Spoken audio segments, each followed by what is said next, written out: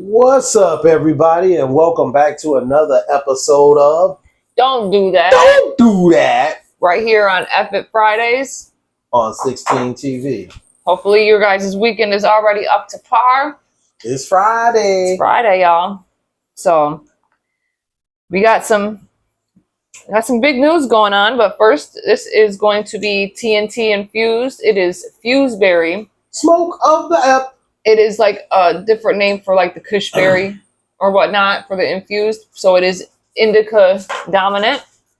So in House of Dank, make sure you stop through and let them know. Candy Summers, Robert Summers, we sent you. There you go. Build up your points. Tell them you heard about the deals through watching Don't Do That on 16 TV. All right, so this one, I'm going to definitely take this one first. Okay, go ahead. Because we have to obviously continue to say her name. Briana Taylor. Briana Taylor. Briana Taylor. Briana was Taylor. Murdered. Okay.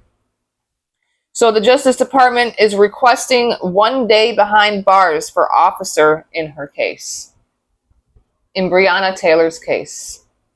The Justice Department under former President Donald Trump is catching major heat after recommending just 1 day in jail for Brett Hankison, Mr. Hank. We're calling Mr. Hank. Chief, whatever. Mr. Hank off of South Park. The ex-Louisville cop convicted of violating Briana Taylor's civil rights during the deadly 2020 police raid. Hankison was found guilty last year after firing blindly through a glass patio door and bedroom window, putting Briana and others in danger. Now, as his sentencing date approaches this Monday, prosecutors are asking for nothing more than a day behind bars, which basically amounts to time served. That soft request has sparked serious backlash, especially from civil rights activists who say the justice system continues to protect police officers even after their convictions.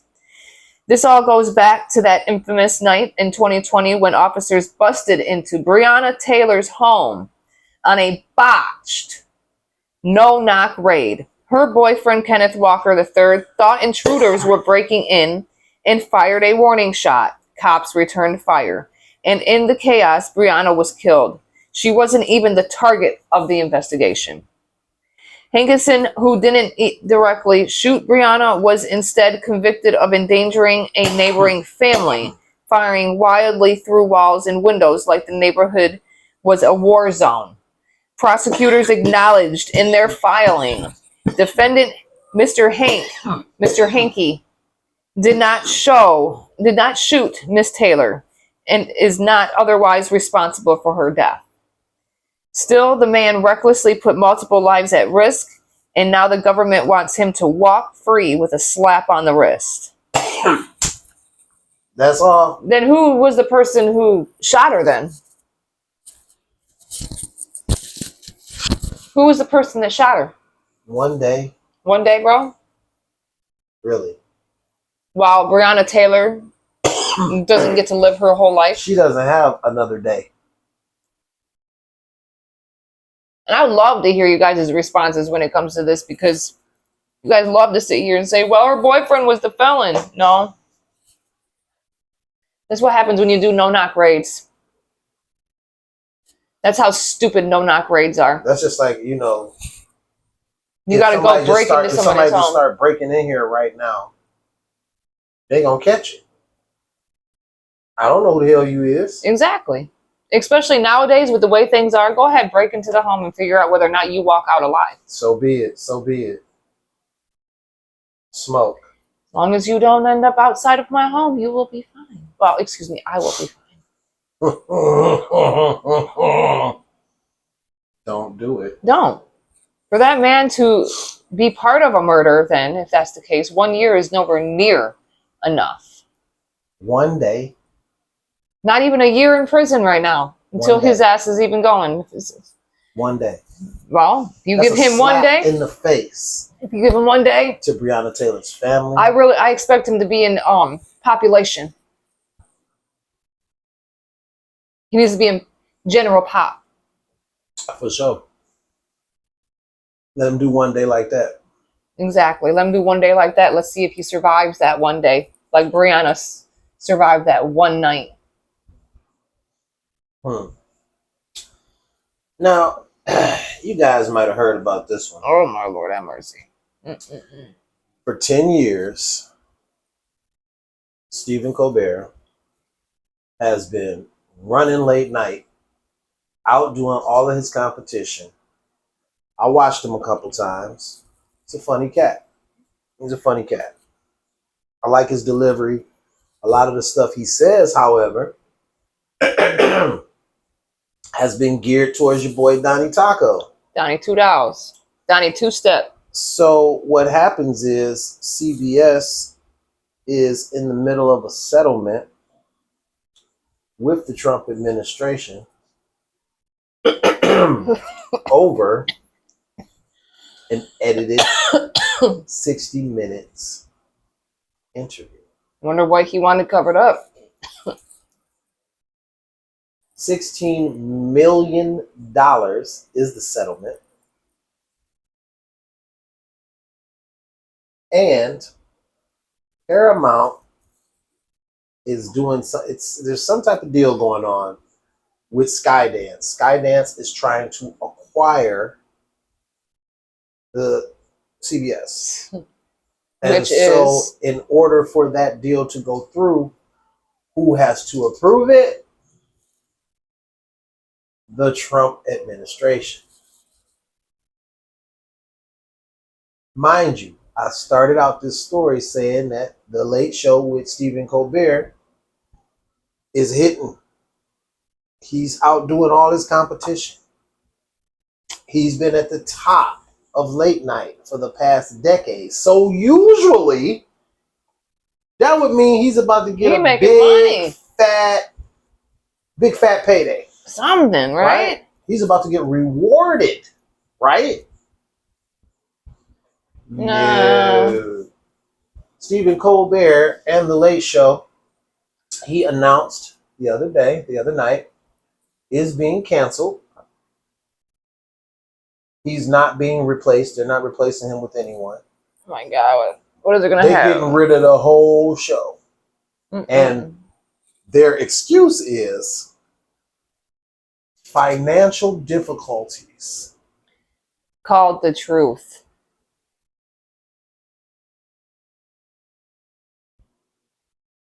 Financial difficulties. Okay. Yeah, okay. This comes after Colbert spoke out about his parent company Paramount's $16 million deal with Trump over the editing of a 60 Minutes video. And in his monologue, Colbert called it a big fat bribe. And Very big fat bribe. And so now he's being let go. But of course, it has nothing to do with him being at odds with Trump and the Trump administration. Nothing at all. No. Ain't got nothing to do with it. Not at all, guys. No.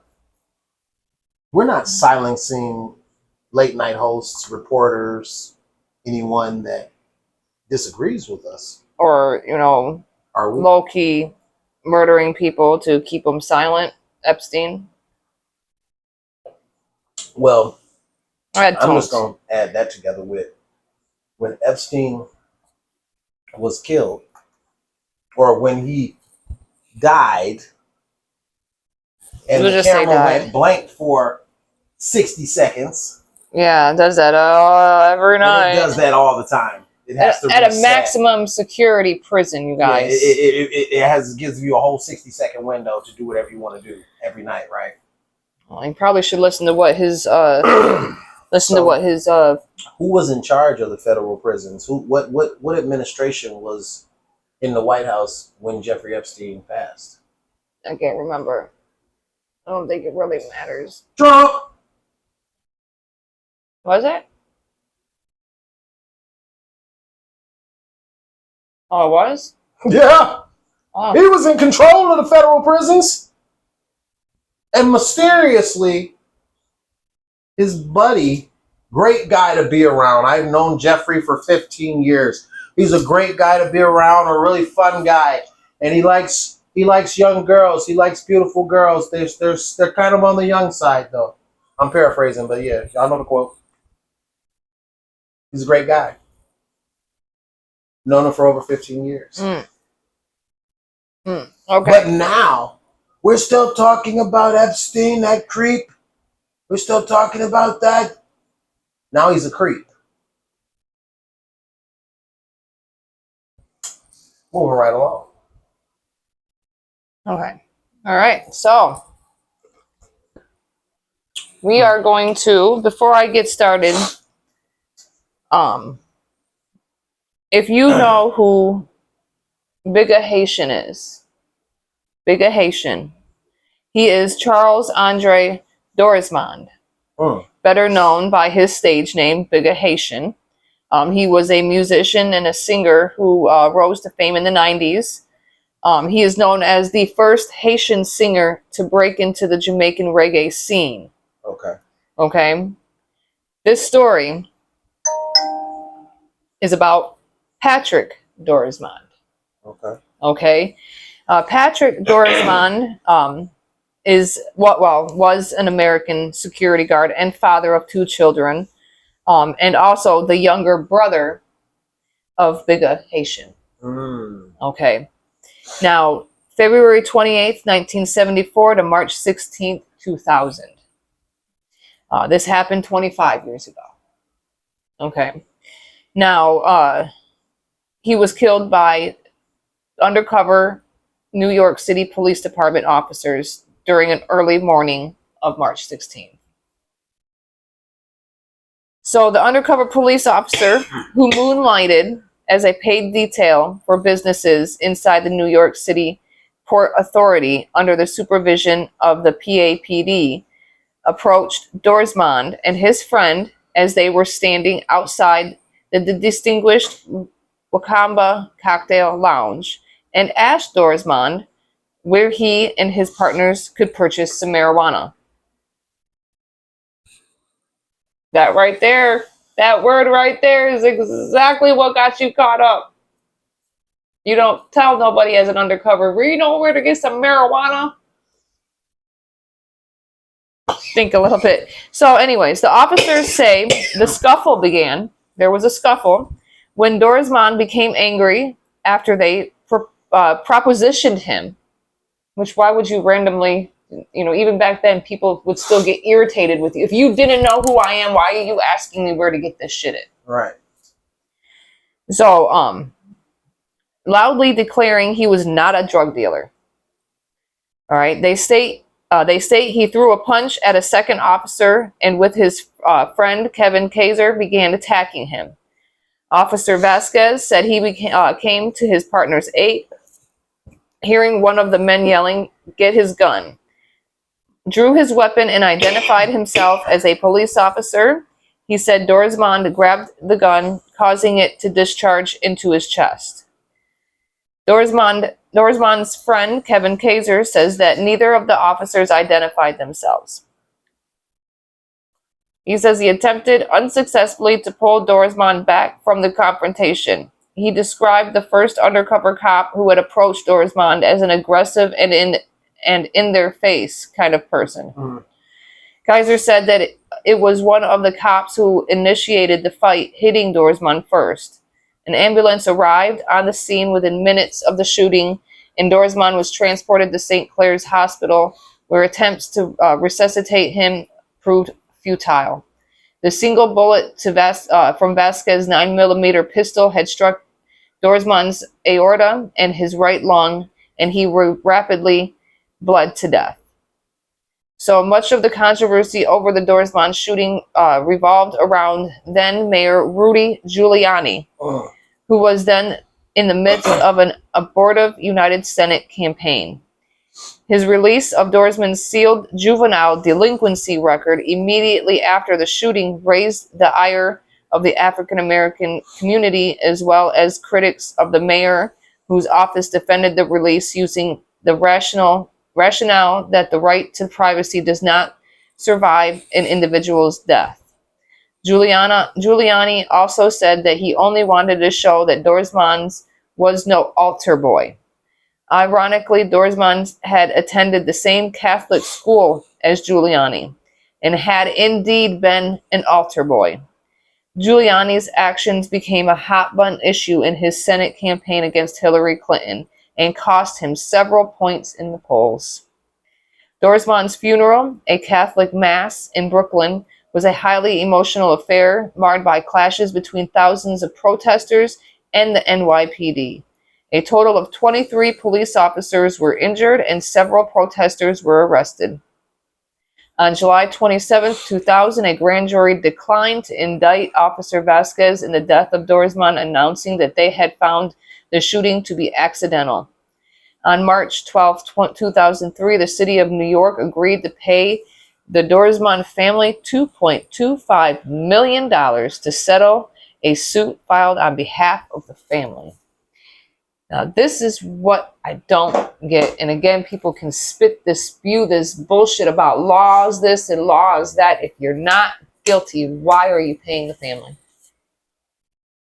Why? Why?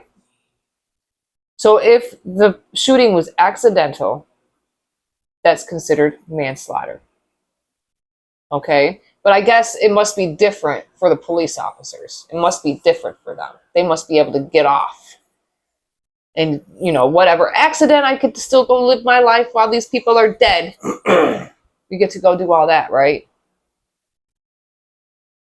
So then when you sit there and you're acting as an undercover police officer and you confront somebody about, do you know where to get some marijuana? Because I'm going to be special and act like a dummy and not use real terms if you're trying to catch somebody. You're a dumbass undercover. That's what you are. And regardless of who threw the first punch, you're telling me you wouldn't be mad at somebody if they came up to you, plain clothes, talk about where can I get some marijuana from?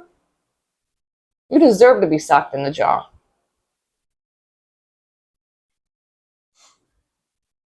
Now, I'm kind of zip through this.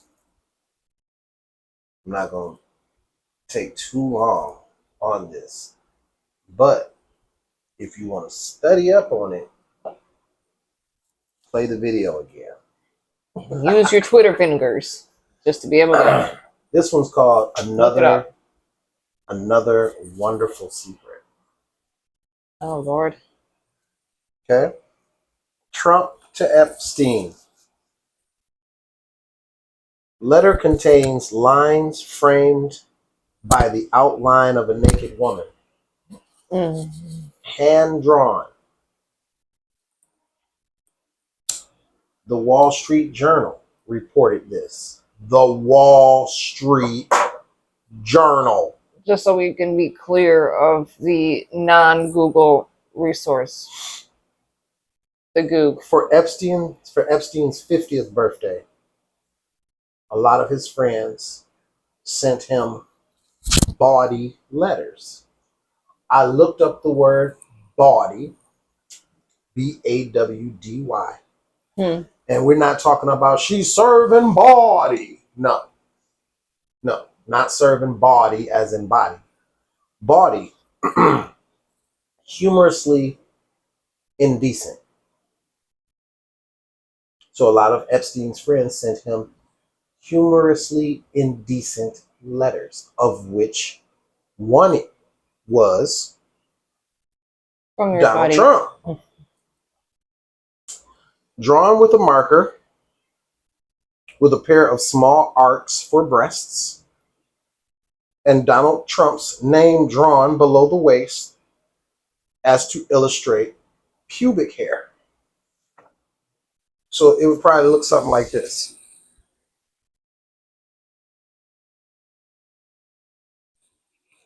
Okay? Inside the outline of the naked woman was a typewritten note styled as an imaginary conversation between Donald Trump and Jeffrey Epstein, written in the third person. There must be more to life than having everything. That was like the prelogue or prelude to the letter. Donald, yes, there is, but I won't tell you what it is. Jeffrey, nor will I, since I already know what it is. Donald, we have certain things in common, Jeffrey. Jeffrey, yes, we do, come to think of it. Donald, enigmas never age. Have you noticed that? Jeffrey, as a matter of fact, it was clear to me the last time I saw you. Donald, a pal is a wonderful thing. Happy birthday, and may every day be another wonderful secret. All right. Now, like I said, I'm not gonna linger on that. I just want y'all to do with that what you will. Now he is threatening, Trump threatens, he is threatening to sue the Wall Street Journal about this letter. My God. He's threatening to sue them about the letter. Are you serious? My Now, God. J.D. Vance said, and this was a move that Lawrence O'Donnell said might be a move that he's low-key trying to make for the presidency before his time, is he said that the Wall Street Journal should actually show the letter if they have it. Now, I submit to you I submit to you the same opinion of Lawrence O'Donnell. If, in fact, that letter is real, if that letter is like concrete, if they can actually show that letter, that would take Donald out the game. Show it. Supposedly. Show it. Supposedly. Don't be like Pam Bondi. Have some balls. But show it. In ending this, I will say this.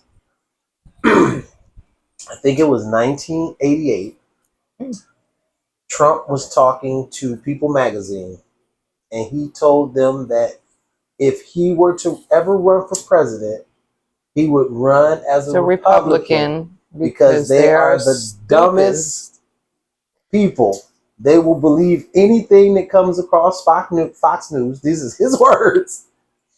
He said my numbers would probably be outstanding. He wasn't wrong, dummies. He wasn't wrong.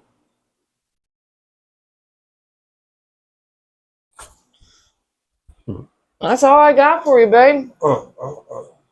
So, hope y'all have a great one. I'll keep my scallywagged. So don't forget to like, comment, share, subscribe, get notified. We'll see you next time on Mad as Hell Monday. Peace.